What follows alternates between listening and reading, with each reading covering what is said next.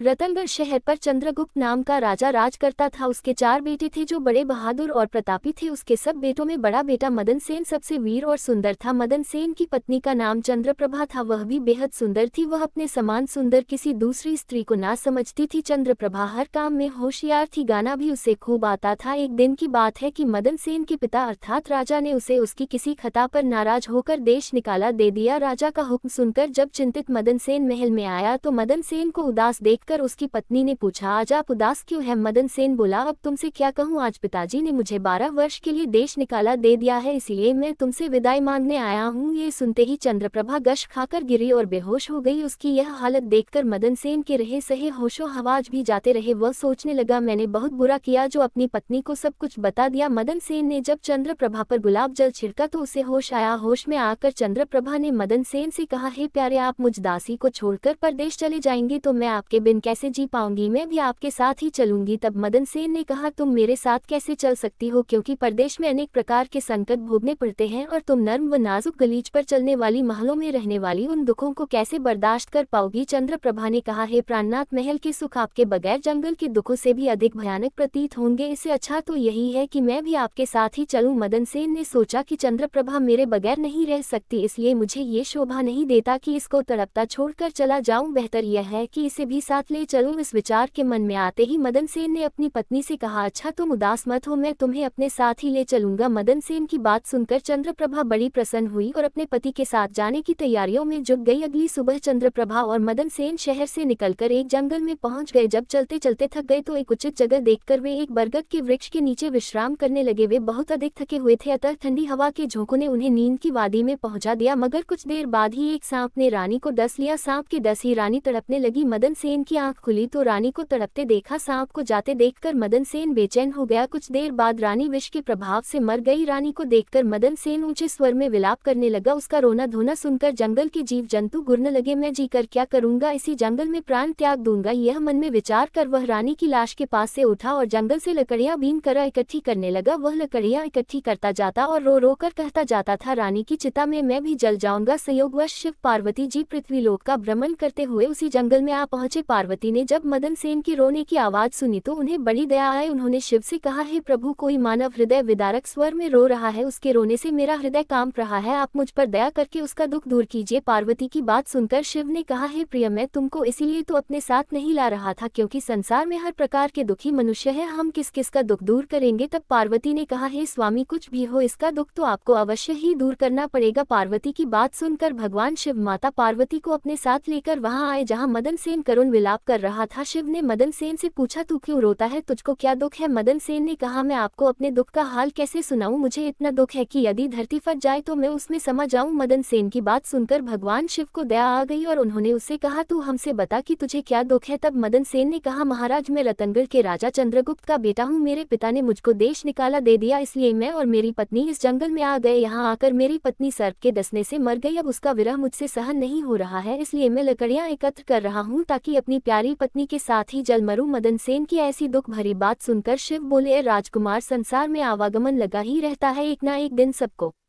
शरीर छोड़कर जाना होता है, न कोई किसी के साथ आया है और न कोई किसी के साथ जाएगा। यदि तू जीवित रहेगा तो तुझे अनेक रानियां मिल जाएंगी, इसलिए तू मेरा कहा मान और देह त्यागने का विचार छोड़ दे। शिव के इन वचनों को सुनकर मदन सेन बोला, महाराज, आपने जो कुछ कहा वह सत्य है, किंतु ऐसी पतिव्रता पत्नी तो मुझे किसी भी जन्म में नहीं मिलेगी और न इसका वियोग मुझसे सहन होगा, इसलिए मैं इसके साथ ही मरूंगा। मदन सेन के हठ को देखकर महादेव जी बोले, राजकुमार, तेरी पत्नी की आयु 20 वर्ष थी जो इसने भोग ली, अब तो बस एक ही उपाय है, यदि तू अपनी आयु का कुछ भाग्य अपनी रानी को दे दे तो तुम दोनों की आयु बराबर हो जाएगी। यदि यह बात तुम्हें स्वीकार है तो रानी अभी जीवित हो जाएगी। शिवजी की बात सुनकर मदन सेन ने कहा, मुझे सहर्ष स्वीकार है महाराज। अब शिव ने मदन सेन के हाथ में पानी देकर उससे आधी आयु देने का संकल्प कराया और रानी के हाथ पैरों पर पानी डालने से पूर्व मदन सेन से कहा कि जब तुझे आवश्यकता हो तो ये संकल्प वापस भी ले सकता है। ज्यों ही संकल्प वापस लेगा त्यों ही यह रानी मर जाएगी, परंतु सावधान, रानी से यह बात मत कहना, किसी समय ये बात तेरे काम आएगी। ऐसा कहकर रानी पर जल छिड़ककर शिव पार्वती वहां से चले गए। उसी समय रानी उठकर बैठ गई और बोली, प्रिया आज तो मैं बहुत सोई, आपने मुझे जगाया क्यों नहीं? मदन सेन ने कहा, तुम थकी मांदी थी, इसी कारण मैंने तुम्हें नहीं जगाया। अब वे दोनों आगे चल दिए। कितने ही दिनों बाद उन्हें एक बहुत सुंदर स्थान दिखाई दिया। वहाँ एक फकीर की कुटिया थी। जब वे दोनों वहाँ पहुंचे तो उन्होंने देखा कि एक सुंदर नौजवान फकीर बैठा हुक्का पी रहा है। वे दोनों थके हारे तो थे ही, अतः फकीर के पास बैठ गए। उसी समय राजकुमार ने रानी से कहा, रानी मुझे प्यास लगी है, तुम कहो तो मैं जाकर कुएं से पानी पी आऊं, और अगर तुम्हें भी प्यास लगी हो तो तुम्हारे लिए भी लेता आऊंगा। ये सुनकर रानी ने कहा, मैं तो प्यासी नहीं हूँ, आप जाकर पियाए। मदन सेन डोल व रस्सी लेकर कुएं से पानी पीने चला गया। उधर मदन सेन पानी पीने गया, इधर चंद्रप्रभा और फकीर की निगाहें चार हो गई। वह फकीर से बोली, फकीर साहब आप तो यहाँ बड़े ऐश में रहते हैं। फकीर बोला, तुम भी यहाँ रहो और ऐश करो। चंद्रप्रभा कहने लगी, फकीर साहब आपके साथ रहने को दिल तो कर रहा है, मगर मेरा पति मेरे साथ है, इसलिए मैं आपके साथ किस प्रकार रह सकती हूँ? फकीर ने कहा, किसी तरह अपने पति को कुएं में धकेल दो, फिर हम ऐश करेंगे। फकीर की बात सुनकर चंद्रप्रभा ने कहा, अच्छा मैं ऐसा ही करूंगी। तभी मदन सेन पानी पीकर रानी के पास आया तो रानी कहने लगी, मैं भी प्यासी हूँ, मुझे भी पानी पिला लाओ। तब मदन सेन ने कहा, मैंने तुमसे पहले ही पूछा था, तब तुमने मना कर दिया था। खैर अगर तुमको प्यास लगी है तो मैं अभी पानी लेकर आता हूँ। जब मदन सेन पानी लाने चलने लगा तो रानी कहने लगी, मैं भी तुम्हारे साथ चलती हूँ। फिर वह भी उसके साथ चल पड़ी। बेचारा मदन सेन तो उसके प्रेम में पागल हुआ पड़ा था, उसे नहीं मालूम था कि यह मेरे प्राण लेने चल रही है। जब मदन सेन कुएं पर जाकर डोल भरने लगा तो रानी ने पीछे से उसे धक्का देकर कुएं में गिरा दिया और खुद उस फकीर के पास आ गई। वह फकीर रानी को लेकर वहां से चलता बना और दोनों एक बड़े शहर में जाकर आनंद से रहने लगे। उस फकीर ने चंद्रप्रभा को थोड़े ही दिनों में ऐसा नाचना गाना सिखाया कि उसके समान नाचने वाली कोई नृत्यांगना उस शहर में दूसरी ना थी। वह सारे नगर में प्रसिद्ध हो गई। इस प्रकार रानी के नाचने गाने के कारण वह फकीर लाखों रुपए का मालिक हो गया। रानी उस फकीर के साथ बड़े ऐश से रहने लगी। जिस समय रानी ने मदन सेन को कुएं में धकेला था, दैव योग से एक जंजीर जो कुएं में लटकी हुई थी उसके हाथ में आ गई। मदन सेन उसको पकड़कर कुएं में लटक गया और ईश्वर को याद करके सोचने लगा कि मैंने रानी को जीवन दान दिया और रानी ने मेरे साथ यह विश्वासघात किया, क्या यही मेरे प्यार की सजा है? उसी दिन बंजारों का एक काफिला उस स्थान पर आकर ठहरा। एक बंजारा बाल्टी और रस्सी लेकर कुएं पर पानी भरने आया। जब उसने बाल्टी कुएं में डाली तो मदन सेन ने बाल्टी को पकड़ लिया। तब उस बंजारे ने पूछा, कुएं में कौन है? मदन सेन ने कहा, भाई मैं आफत का मारा एक इंसान हूँ, ईश्वर के लिए मुझको बाहर निकालकर मेरी जान बचाओ। बंजारे को दया आ गई और उसने मदन सेन को कुएं से निकाल लिया और पूछा, हे भाई तुम कौन हो, इस कुएं में कैसे गिरे? मदन सेन ने शुरू से लेकर आखिर तक सारा वृतांत बंजारे के सामने कह सुनाया। बंजारा उसकी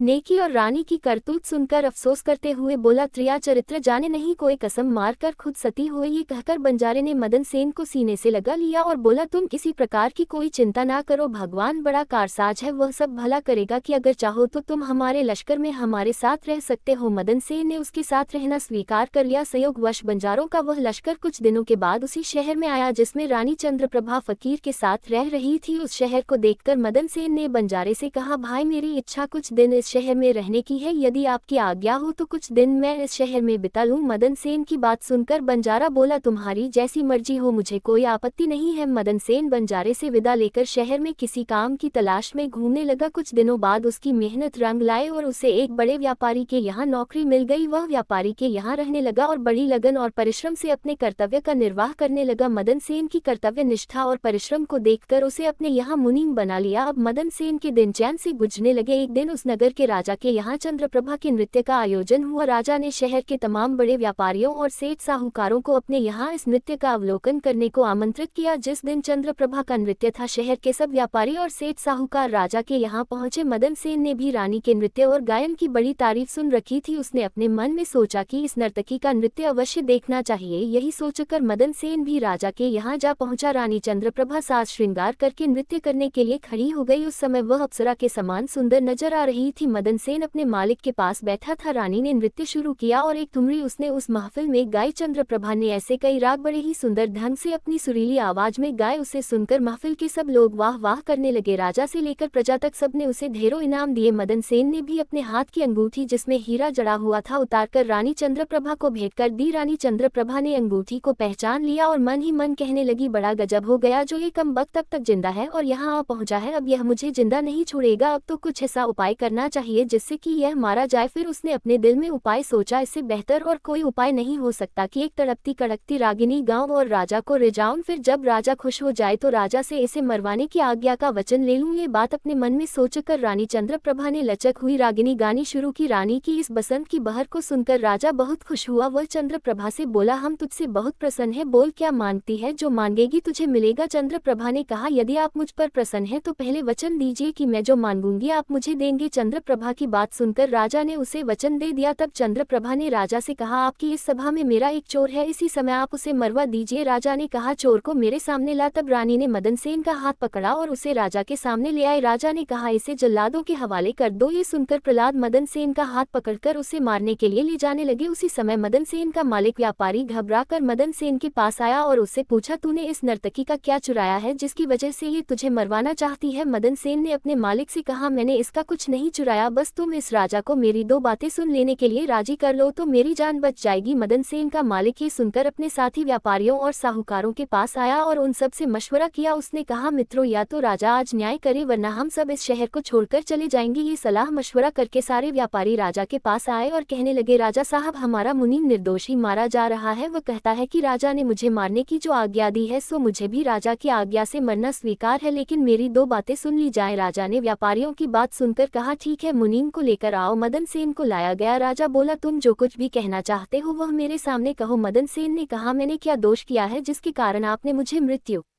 दंड दिया है। राजा ने कहा, तू इस नर्तकी का चोर है। ये सुनकर मदनसेन ने कहा, मैं इस नर्तकी का चोर नहीं हूँ, मैं तो इसका पति हूँ। यह मुझे कुएं में धकेल कर एक फकीर के साथ चली आई है। तब चंद्रप्रभा ने कहा, महाराज, मैं इस चोर झूठे को क्या जानूं कि यह कौन है। फिर मदनसेन बोला, राजा साहब, अगर यह मेरी पत्नी नहीं है तो जो कुछ चीज मैंने इसे रास्ते में दी थी यह मेरी वो अमानत मुझे लौटा दे। तब रानी ने कहा, मुझे स्वीकार है। मदनसेन ने कहा, अच्छा, अपने हाथ में पानी ले, मेरा तेरा न्याय इसी सभा में होगा। पानी लेकर कह कि जो वस्तु इसने रास्ते में मुझे दी थी वह मैं आज इसे वापस करती हूँ। तब रानी ने अपने हाथ में पानी लेकर कहा, जो वस्तु इसने मुझे रास्ते में दी थी वह मैं आज इसे वापस करती हूँ। ये कहकर रानी ने जैसे ही अपने हाथ से संकल्प का पानी छोड़ा वैसे ही रानी के प्राण पखेरु उड़ गए। ये देखकर सब लोग आश्चर्यचकित रह गए। राजा ने घबराकर मदनसेन से कहा, ये क्या हुआ, इसके पीछे क्या राज है, पूरी बात बताओ। तब मदनसेन ने अपने बारे में राजा को बताना प्रारंभ किया और अपने पिता द्वारा देश निकाला दिए जाने से लेकर अब तक का सारा हाल सबके सामने कह सुनाया। सारी बातें सुनकर राजा ने मदनसेन को अपने सीने से लगा लिया। मदनसेन की सच्चाई और धर्मप्राय होता ने राजा का दिल जीत लिया। उसने खुश हो अपनी इकलौती पुत्री का विवाह मदनसेन के साथ कर दिया और उस फकीर को फांसी लगाने का हुक्म दिया। निष्कर्ष, इस प्रेरणादायक कहानी से हम मदनसेन और रानी चंद्रप्रभा की जीवन यात्रा के माध्यम से सत्य, धर्म और कर्म की महिमा को समझेंगे। मदनसेन जो एक धर्मपरायण व्यक्ति है, अपनी सच्चाई और ईमानदारी के बल पर जीवन की चुनौतियों का सामना करता है। दूसरी ओर चंद्रप्रभा अपने झूठ और धोखाधड़ी के कारण अपनी विनाशकारी नियति को प्राप्त करती है। ये कथा हमें ये सिखाती है कि झूठ और अधर्म से कभी स्थायी सफलता नहीं मिलती। सत्य की राह पर चलने वाले को भले ही कठिनाइयां आए परंतु अंततः सत्य और धर्म की विजय होती है। ये कहानी आत्मविश्वास, सच्चाई और कर्म की महत्ता को दर्शाती है।